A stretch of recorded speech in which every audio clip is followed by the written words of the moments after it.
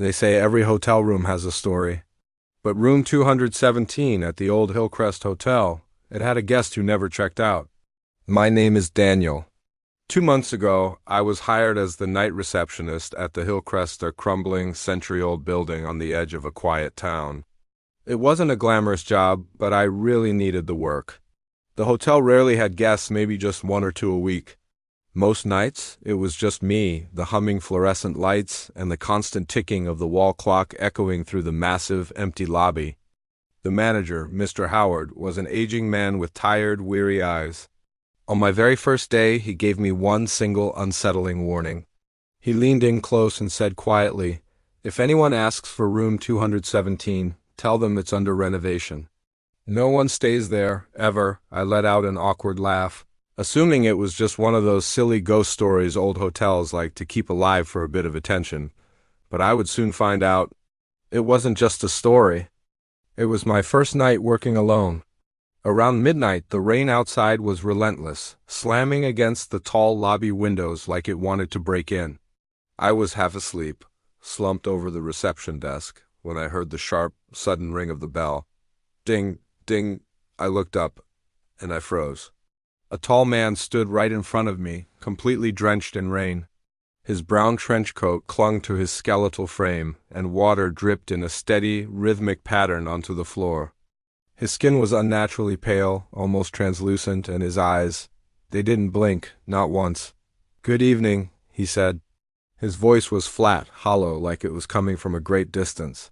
"I'd like a room, please." Room 217. My stomach tightened into a knot. Mr. Howard's words echoed in my head. I tried to keep my voice steady, but I could hear it tremble as I spoke. "I'm sorry, sir, that room's under renovation." "I can give you another one, though." The man offered a faint, almost imperceptible smile. It didn't reach his eyes. "I always stay in 217. He reached into his coat and placed an old, rusted room key on the counter, a heavy, ornate key I had never seen before. "I already have the key," he said. His tone was calm, cold, and final.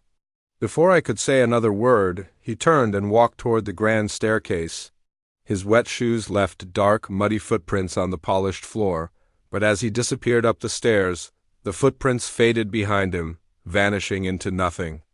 I quickly checked the guest book. It was empty.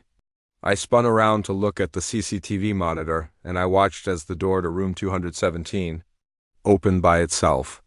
The next morning I told Mr. Howard everything. His face went completely pale. "You didn't stop him?" he whispered, his voice shaking. "He said he already had the key," I replied, my own voice barely audible. Mr. Howard rubbed his forehead, his hand trembling. "That man," he began, "he checked in 30 years ago. November 12th, 1995. His name was Edward Crane, traveling salesman. He never checked out. The next morning, we found him hanging from the ceiling fan." I just stared at him, speechless.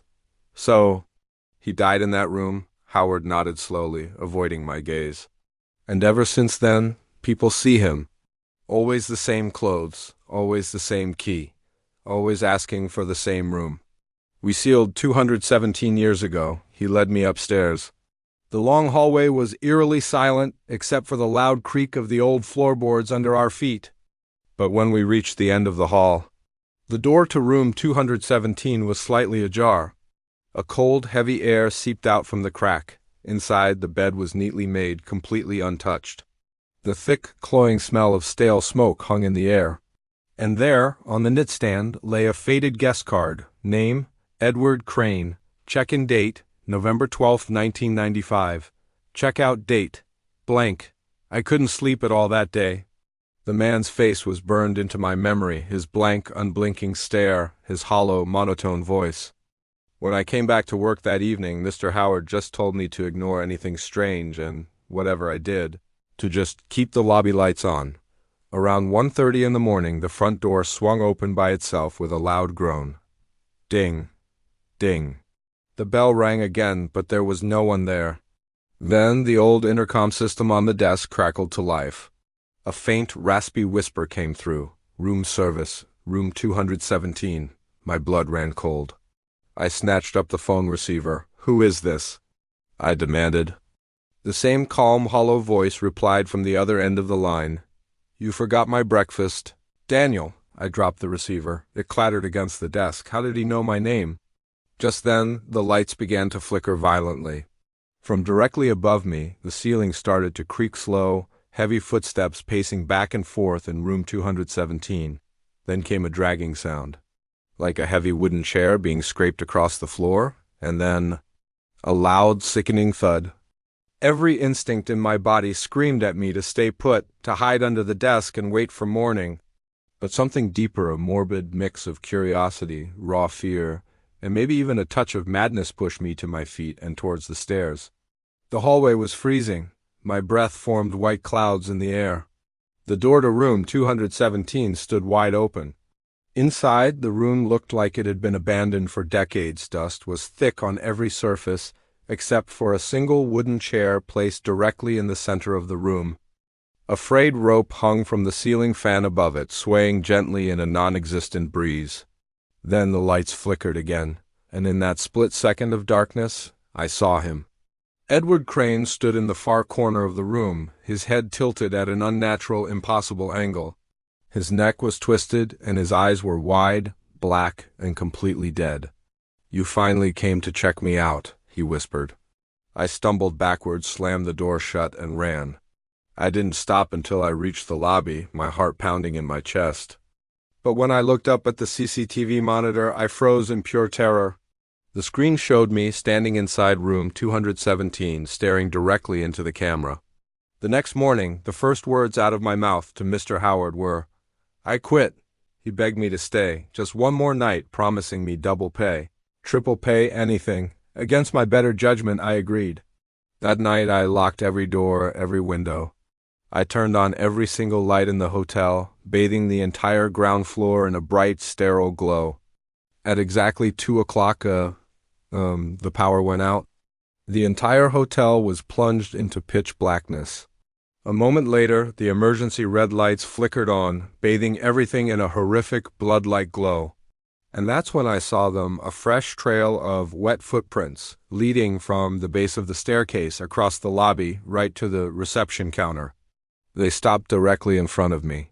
I froze, unable to move, unable to breathe, as something icy and cold brushed against my hand. Then, slowly, an invisible presence placed a rusted key on the desk. The tag read, 217. A cold whisper came from right behind my ear.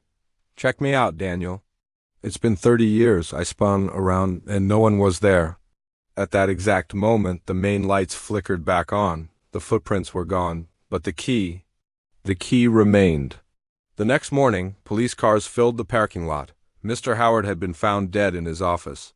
The official report said it was a heart attack, but the paramedics noted his body was strangely cold, as if he'd been dead for hours, long before I'd last seen him. The police searched room 217 again. This time, behind a false wall in the closet, they discovered a hidden panel. Inside were dozens of old, forgotten photographs of guests, of staff, and one that made my blood run cold. It was a black and white photo of me, standing right here at the reception desk. The date stamped at the bottom, November 12, 1995. The Hillcrest Hotel shut down for good soon after that. I left town immediately, hoping to forget everything that happened. But a few weeks later, I received a letter in the mail. There was no return address. Inside was a single, rusted room key, engraved with the number 217, and a small handwritten note that read, "See you soon." Check-in time is midnight. Some guests never leave. Some hotels never forget. And if you ever hear a knock on your door past midnight, don't open it. It might be Edward Crane, looking for someone new to check him out. Thanks for watching.